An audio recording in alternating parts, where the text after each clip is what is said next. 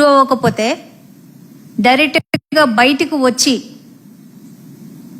ఈరోజు నేను కంప్లైంట్ ఇస్తున్నాను, నా కంప్లైంట్ స్వీకరించండి, పలానా ఎమ్మెల్యే కూన రవికుమార్ గారు నన్ను వేధిస్తున్నారు, నన్ను మానసికంగా శారీరకంగా నన్ను చాలా వేధింపులకు గురి చేస్తున్నారు, ఆయన కింద ఉన్న నాయకులు కానీ నన్ను ఏ రకంగా వేధిస్తున్నారని ఆవిడ పూర్తిగా రికార్డుల నుంచి అర్ధరాత్రి పూట ఆవిడకి చేస్తున్న వీడియో కాల్స్ దగ్గర నుంచి ప్రతిదీ ఆమె బయట పెట్టి ఈరోజు ఆమె ఎంత వేదనకు గురి అయిందో పాపం ఆవిడ బయటకు వచ్చి వాపోతుంటే ఆమె కన్నీరు పర్యాంతం అవుతుంటే అసలు పోలీసులు అక్కడున్న పోలీసులు సోద్యం చూస్తున్నారే తప్పితే కానీ మొన్న ఈస్ట్ ఎమ్మెల్యే మన గుంటూరులోన నజీర్ అహ్మద్ ఆయన దాష్టికం అలాగే ఉంది. ఈరోజు గుంటూరు ఈస్ట్ ఎమ్మెల్యే ఆయన చేస్తున్న వేధింపులు అదే టీడీపీ పార్టీకి చెందిన మహిళే ఆమె బయటకు వచ్చి ఆమె వేదనని వ్యక్తం చేసింది. ఈరోజు ఇన్ని రకాలుగా ఎమ్మెల్యేలు ఇన్ని రకాలుగా వేధిస్తున్నారు అని చెప్పి మహిళలు బయటకు వచ్చి చెప్తూనే కానీ చంద్రబాబు నాయుడు గారు మరి ఎందుకు విన్నట్టు ఊరుకుంటున్నారో, లేకపోతే చూసి చూడనట్టు ఊరుకుంటున్నారో, లేకపోతే నాకేంటి అనుకుంటున్నారో మరి నాకు అర్థం కావటం లేదు. కానీ మహిళల మీద ఇన్ని రకాల వేధింపులు, ఇన్ని రకాల దాడులు జరుగుతున్నా కానీ మరి ప్రతి నెల ఆయన మీటింగులు పెడతారు, ప్రతి నెల మంత్రులతోటి ఎమ్మెల్యేలతోటి సమీక్ష చేస్తారు, వాళ్ళకు వార్నింగ్లు ఇస్తున్నానంటారు, పరిపాలన సరిగ్గా ఉండాలి అని చెప్తున్నానని చెప్పి మీడియాలు కోడే కోస్తుంది, ఎల్లో మీడియా మాత్రమే. మరి అంత చెప్తున్నా కానీ మరి ఎమ్మెల్యేలకి ఎందుకు భయం లేదో, ఎందుకు ఇలాంటి కీచక పాలన మరి ఆంధ్ర రాష్ట్రంలోన మరి కొనసాగుతుందో మరి చంద్రబాబు నాయుడు గారు దీనికి సమాధానం చెప్పాల్సిన అవసరం ఎంతైనా ఉంది. ఈరోజు అసలు ప్రభుత్వం వచ్చిన దగ్గర నుంచి మహిళల మీద అఘాయిత్యాలు అసలు సర్వసాధారణంగా జరుగుతున్నాయి. ఈరోజు స్కూల్ లేదు, పట్టణాలు లేదు, గ్రామాలు లేదు, ప్రభుత్వ కార్యాలయాలు లేదు, ఎక్కడ పడితే అక్కడ మహిళలు వేధింపులకు గురవుతున్నారు. ఎన్ని రకాలుగా వేధింపులకు గురవుతున్నారంటే వీళ్ళకి మరి అధికార మదంతో ఇలాంటి పనులు చేస్తున్నారో, అహంకారంతో చేస్తున్నారో, మరి ఎందుకు ఇంత దాష్టికానికి వీళ్ళు పాల్పడుతున్నారో మరి మాకైతే మరి అర్థం కావటం లేదు. ఒక ప్రభుత్వ ఉద్యోగిని సౌమ్య గారు అర్ధరాత్రి పూట ఆమెకి వీడియో కాల్ చేయడం, అసలు ఒక స్కూల్ ప్రిన్సిపాల్ తోటి వీడియో కాల్లో మాట్లాడాల్సిన అవసరం ఏముందండి? అసలు స్కూల్ సీట్లు కావాలా? మీరు ఎవరైతే పిల్లల్ని పంపిస్తారో, ఏ సీట్లు అయితే కావాలో ఒక ఎమ్మెల్యేగా మీకు చెప్పే అధికారం ఉంటుంది, రిఫరెన్స్ మీరు చెయ్యొచ్చు, ఫలానా ఈ పిల్లల్ని ఈ స్కూల్లో జాయిన్ చేసుకోండి రిఫర్ చేసి మీరు పంపించవచ్చు, దాన్ని ఎవరు తప్పు పట్టరు. కానీ ఎలా పాలా లేకుండా అర్ధరాత్రి వరకు వాళ్ళని మీ కార్యాలయాల్లో కూర్చోబెట్టడం, అర్ధరాత్రి పూట వాళ్ళకి వీడియో కాల్ చేసి వాళ్ళతో మాట్లాడటం, అసలు ఇదేం సంస్కృతి? ఎక్కడా వినలేదే. అసలు మహిళా స్కూల్ ప్రిన్సిపాల్ తోటి వీడియో కాల్ మాట్లాడాల్సినంత అవసరం ఏముంది? ఈరోజు ఒక ఎమ్మెల్యే స్థానంలో ఉండి ఆ వీడియో కాల్ విజువల్స్ వాళ్ళు బయటికి చూపిస్తుంటే మరి వీళ్ళకి చూపిస్తారు, లేకపోతే వీళ్ళు మనం ఇంత హింస పెడుతున్నాము, తోటి ఉపాధ్యాయుల ముందు ఆమె నించోబెట్టి అంత దారుణంగా తిడుతుంటే ఆమె సోదరుడికి ఫోన్ చేసుకొని ఆమె ఏడుస్తుందో ఒక పక్క. కానీ ఎంత పైశాచికత్వంగా ఇంకా తిడుతున్నాడు, ఆమె తిడుతున్నాడు ఇంకో పక్క.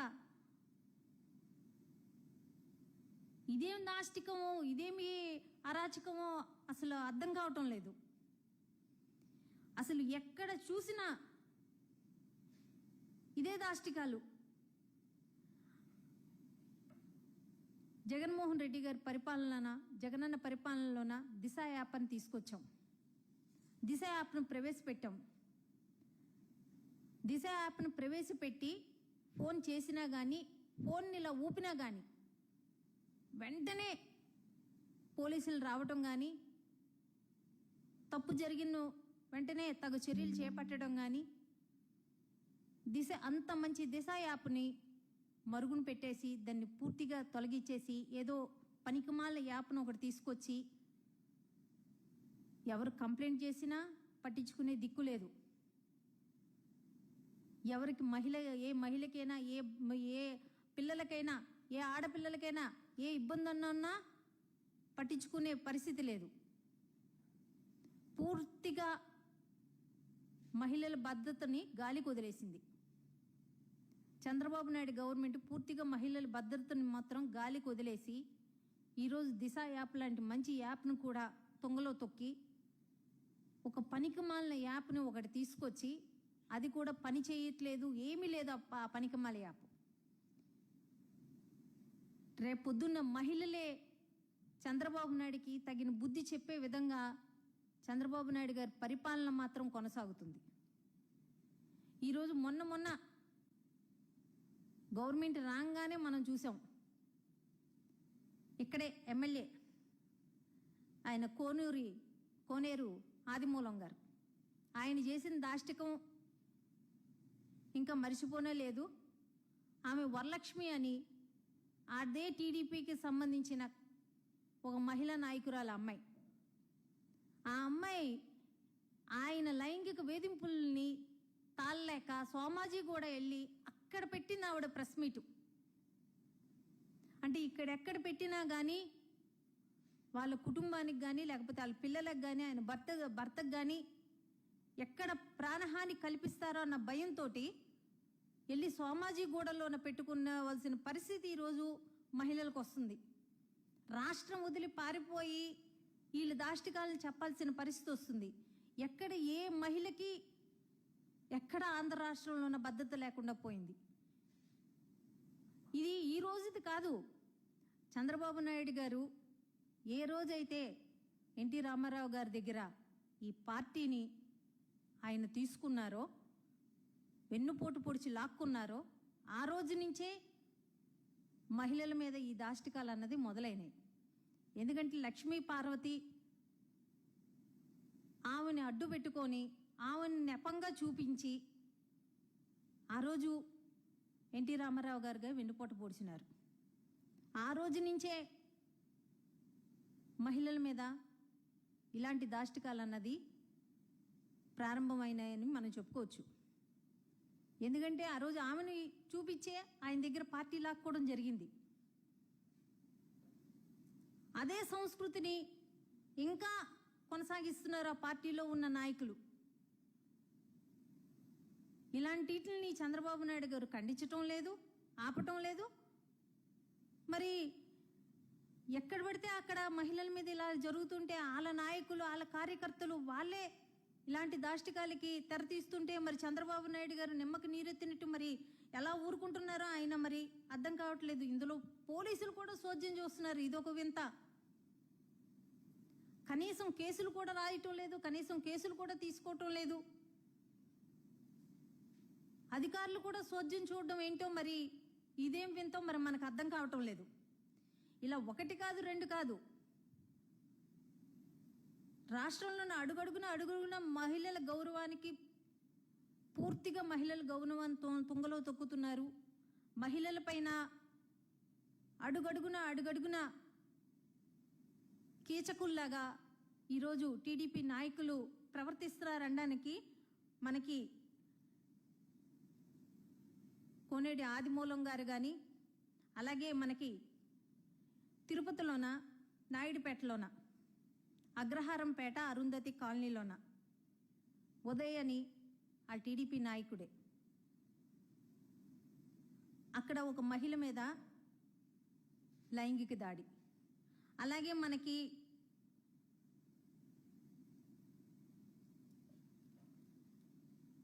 పల్లపాటి సుబ్రహ్మణ్యం తన తనయుడు అభినవ్ ప్రేమ పేరుతోటి ఆ అమ్మాయిని తీసుకొని వెళ్ళిపోయి 4 రోజులు తిప్పి తీసుకొచ్చి అక్కడ మళ్ళీ పెద్ద ఒక హైడ్రామా నడిపి వాళ్ళ తల్లిదండ్రులు ఎంతో వేదనకు గురి అయ్యి వాళ్ళు వెళ్ళి పోలీస్ స్టేషన్లో కేసు పెట్టి వాళ్ళ అమ్మ కూడా పురుగుల మందు తాగి హాస్పిటల్లో అడ్మిట్ అయ్యి ఎంతో గోల చేస్తే కానీ ఆ అభినయ్ అన్న అబ్బాయిని అరెస్ట్ చేయడానికి కూడా పోలీసులు కేసు తీసుకోవటానికి కూడా ఇష్టపడని పరిస్థితి. అలాగే మనకి రాజమహేంద్రవరంలో ఉన్న టీడీపీ నాయకుడు ఆదిరెడ్డి వాసు, ఆయన అరుచరుడు, 17 ఏళ్ల బాలిక. ఆ అమ్మాయి మీద అఘాయిత్యం చేసి ఆ అమ్మాయిని గర్భవతిని చేసి ఆ అమ్మాయికి బిడ్డ పుట్టిన తర్వాత కూడా ఇంకా నాకు సంబంధం లేదా అని బుకాయించడం. దీన్ని ఆ లోకల్గా ఉన్న నాయకులు ఎమ్మెల్యేలే కప్పిపుచ్చడానికి చూడటం. ఇదేం సోద్యం అర్థం కావట్లేదు. అలాగే దళిత మైనర్ బాలిక అనంతపురం జిల్లా రామగిరి ప్రాంతంలోన, ఇది పరిటాల సునీత గారి ఆమె వెంకటాపురం ఆమె గ్రామం దగ్గర సమీపంలో ఉన్న ఒక దళిత బాలిక అమ్మాయి. ఆ పిల్ల మీద పదే అత్యాచారానికి గురి చేసి ఆ పాప గర్భవతి అయితే కానీ ఆ టీడీపీ అక్కడ ఉన్న ఆ నియోజకవర్గం ఉన్న టీడీపీ మూక ఎవరైతే ఉన్నారో ఆ పాప మీద అత్యాచారం చేసి ఆ పాప గర్భవతి అయ్యిందాకా ఆ విషయం తెలియకుండా బయటికి పోయింది. ఇలాంటి దాష్టికాలు రాష్ట్రంలోన ప్రతి జిల్లాలోన ప్రతి ఊర్లోన, మన పశ్చిమ గోదావరి జిల్లా ఆకువీడులోన షేక్ మీరా అన్న వ్యక్తి అర్ధరాత్రి పూట ఆ మహిళ ఇంట్లోకి వెళ్ళి ఆ మహిళ మీద లైంగిక దాడి. ఆ పాపను తీసుకెళ్ళి టెస్ట్ చేపిస్తే కానీ ఏమైందో అన్నది తెలియలేకుండా పోయింది. ఆ పిల్లకి కడుపులో నొప్పి వస్తే ఆ పాపను తీసుకెళ్ళి టెస్ట్ చేపిస్తే వైద్యులు నిర్ధారించి తెలియచేయటం జరిగింది ఆ పాప మీద లైంగిక దాడి జరిగింది అని. ఇది ఎక్కడో కాదు, మన ఆకువీడులోన పశ్చిమ గోదావరి జిల్లాలోన షేక్ మీరా అని 7 ఏళ్ల బాలిక మీద జరిగిన లైంగిక దాడిది. అలాగే పల్నాడు అంగన్వాడీ టీచర్ మీద నువ్వు అని ఆమె కులం పేరు పెట్టి ఆమెను వేధించడము, అలాగే ప్రభుత్వం మాది అని వేధించడము. బొడ్డు వెంకటేశ్వరరావు టీడీపీ నాయకుడే, అంగన్వాడీ టీచర్ని ఏ రకంగా వేధింపులు గురి చేశాడో ఆ అమ్మాయి బయటకు వచ్చి చెప్తే కానీ ఇలాంటి దాష్టికాలకి ఎక్కడ అదుపు లేకుండా పోతుంది.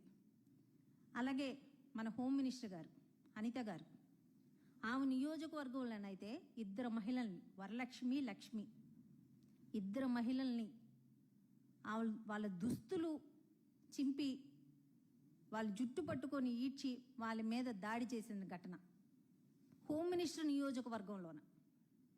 అలాగే కిరణ్ రాయ్ తెల్లారితే ఎల్లో మీడియాలోన ప్రత్యక్షం అవుతాడు. ఈ కిరణ్ రాయ్ గురించి ప్రపంచమంతా చూసింది. ఎవరైతే ఆ అమ్మాయి లక్ష్మీరెడ్డి ప్రూఫ్లతో సహా, వీడియోలతో సహా, ఆడియోలతో సహా అన్నీ రిలీజ్ చేసింది. ఆ అమ్మాయి దగ్గర ఎంత డబ్బు గుంజుకున్నాడు, ఎంత బంగారం ఆ అమ్మాయి దగ్గర దోచేశాడన్నది కూడా ఆ అమ్మాయి ప్రెస్ మీట్ పెట్టి మరీ చెప్పింది. కానీ ఇంతవరకు వాడి మీద ఎలాంటి చర్యలు తీసుకోలే. మళ్ళీ ఇన్ఛార్జ్ అంట, తిరుపతి నియోజకవర్గ ఇన్ఛార్జ్ అంట, జనసేన ఇన్ఛార్జ్ అంట ఆయన. ఇలాంటి నాయకులుగా ఇన్ఛార్జీలు ఇచ్చేది, ఇలాంటి కీచకులుగా ఇన్ఛార్జీలు ఇచ్చేది. ఏం తీసుకున్నారు ఆయన మీద చర్యలు? ఈ రోజుకి వచ్చి ఎల్లో మీడియాలో కూర్చొని తెల్లవారితే నీతులు వల్లిస్తాడు. డిబేట్లలోనూ ఫస్ట్ ఉండేది కిరణ్ రాయే.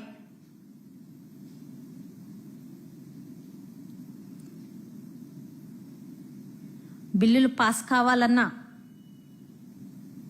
ఎవరైనా మా బిల్లులు ఉన్నాయి పాస్ చేయండి అని చెప్పి మాకు ఈ పని ఉంది పాస్ చేయండి, మాకు అవసరం ఉంది, మాకు ఈ పని చేసి పెట్టండి అన్నా కానీ ఇదే మహిళల మీద ఇదే వేధింపులు. ఆమ్దాల వలసలోన, అదే శ్రీకాకుళం జిల్లా ఆమ్దాల వలసలో కోటిపల్లి రాజు, వీడు ఒక టీడీపీ కార్యకర్త. 9వ తరగతి చదువుతున్న బాలిక మీద వీడు అఘాయిత్యం చేస్తే ఆ పిల్ల గర్భిణి అయితే గాని విషయం బయటికి రాల. అడుగడుగున శ్రీకాకుళం జిల్లా పలాస కాశీబొగ్గులో కూడా ఇద్దరు విద్యార్థుల మీద అదే టీడీపీ నాయకులకి చెందిన కుటుంబ సభ్యులు గ్యాంగ్ రేప్ చేస్తే 2 ఆడపిల్లల మీద అక్కడ ఎలాంటి చర్యలు తీసుకున్నది లేదు. ఎక్కడ పంచాయతీలు చేయడము, ఎక్కడ సెటిల్మెంట్లు చేయడము, ఆడపిల్లల మీద అఘాయిత్యాలు జరిగితే అక్కడ సెటిల్మెంట్లు చేయడం, అక్కడ పంచాయతీలు చేయడం, లేకపోతే ఆ ఊరు నుంచి వేరే ఊరికి వాళ్ళని తరలించడం. ఇది ఈరోజు కొత్తగా వస్తున్న సంస్కృతి ఏం కాదు. 2014 నుంచి 19లో కూడా మనం చూసాం. ఎంఆర్ఓ మీద అప్పుడు దాడి జరిగింది, మహిళా ఎంఆర్ఓ మీద. ఆ రోజు కూడా ఇదే సెటిల్మెంట్ చేశారు చంద్రబాబు నాయుడు గారు. ఈరోజు మహిళలకి ఏం కావాలన్నా ఒక రేషన్ కార్డు దగ్గర నుంచి ఏం అప్లై చేసుకోవాలన్నా ప్రతిదీ వాళ్ళ నాయకుల దగ్గరికి, వాళ్ళ ఎమ్మెల్యేల దగ్గరికి, లేకపోతే వాళ్ళ కార్యకర్తల దగ్గరికి, టీడీపీ కార్యకర్తల దగ్గరికి, టీడీపీ ఎమ్మెల్యేల దగ్గరికి, టీడీపీ నాయకుల దగ్గరికి వెళ్లాల్సిన కర్మని ఆడవాళ్ళకి పట్టించారు. ఇంతకుముందు సచివాలయ వ్యవస్థ ఉండేది, వాలంటీర్ వ్యవస్థ ఉండేది. ఏం కావాలన్నా గుమ్మం ముందుకు వెళ్ళేవారు. అమ్మ మీకు ఈ సంక్షేమ పథకం మీకు వస్తుంది, ఈ సంక్షేమ పథకానికి మీరు అప్లై చేసుకోండి, మీరు ఈ సంక్షేమ పథకానికి అర్హులు అని చెప్పి వాలంటీర్లు చెప్పేవారు. వాళ్ళకి సంబంధించిన పత్రాలన్నీ వాలంటీర్లు తీసుకునేవారు, సచివాలయంలో అప్లై చేసేవారు. చక్కగా సచివాలయాల్లో వాళ్ళకి కావలసిన ఏ పనున్నా, ఏ సమస్య ఉన్నా అక్కడ పూర్తి స్థాయిలోన జరిగిపోయేవి. ఏ నాయకుల దగ్గరికి వెళ్లాల్సిన అవసరం లేదు, ఎవరికి ఎలాంటి కుప్పం కట్టాల్సిన అవసరం లేదు. ఒక స్కూల్ సీటు అడిగితే ఒక మహిళ భర్త చచ్చిపోయి ఉన్నాడు, స్కూల్ సీటు 6వ తరగతి చదువుతున్న ఒక పాపకి స్కూల్ సీటు కావాలంటే స్కూల్ సీటు అడిగితే ఆ స్కూల్ సీటుకు కూడా ఈరోజు లైంగిక వేధింపులు, వాళ్ళు వాంఛలు తీరిస్తే ఆ సీట్ ఇప్పిస్తామని చెప్పి వాళ్ళని వేధించడాలు. ఎందుకు వెళ్ళాలి నాయకుల దగ్గరికి? ఎందుకు వెళ్ళాలి మహిళలు? ఎందుకు నాయకుల దగ్గరికే వెళ్ళి ఎందుకు బాధపడాల్సిన అవసరం ఏముంది? సచివాలయ వ్యవస్థలు ఉన్నాయి కదా, సచివాలయాలు ఉన్నాయి కదా. కానీ అదంతా తీసేశారు. ఇప్పుడు ఆ వ్యవస్థ లేదు. ఏం కావాలన్నా కానీ ఆ నాయకుల దగ్గరికి వెళ్ళాల్సిందే, వాళ్ళు చెప్పిన మాట వినాల్సిందే. ఈరోజు ఎన్నో రకాలుగా జగన్మోహన్ రెడ్డి గారు మహిళల ఉద్ధరణ కోసం, మహిళల సంక్షేమం కోసం ఎన్నో సంక్షేమ పథకాలు అమలు చేయటం, డైరెక్ట్గా బటన్ నొక్కి వాళ్ళ అకౌంట్లోకి పంపిస్తే ఎంతో చక్కగా వాళ్ళకి ఆర్థిక స్వలంబన అన్నది ఉండేది. చంద్రబాబు నాయుడు గారు ఎక్కడ మీటింగ్ పెట్టినా నేను మహిళలను ఉద్ధరిస్తున్నాను అని చెప్తారు.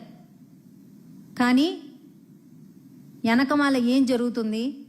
వెనకమాల నాయకులే ఏ రకంగా మహిళల్ని కించపరుస్తున్నారు, ఏ రకంగా మహిళల్ని హీనంగా చూస్తున్నారు, ఏ రకంగా మహిళల పైన లైంగిక దాడులు జరుపుతున్నారు అన్నది మరి ఆయనకి తెలిసే ఊరుకుంటున్నారో తెలియట్లేదో మరి మాకైతే తెలియటం లేదు. కానీ ఆంధ్ర రాష్ట్రంలో మాత్రం మహిళల మీద అరాచకాలు అన్నవి రోజు రోజుకి పెరిగిపోతున్నాయి. ఈరోజు నేను నియోజకవర్గాల నుంచి, మండలాల నుంచి ఎవరైతే టీడీపీ నాయకులు ఉన్నారో వాళ్ళ